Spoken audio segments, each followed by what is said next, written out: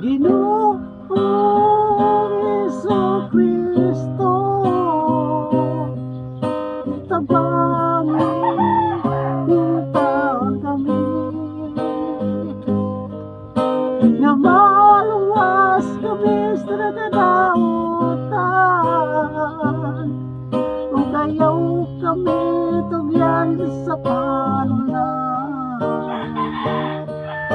Ikaw lang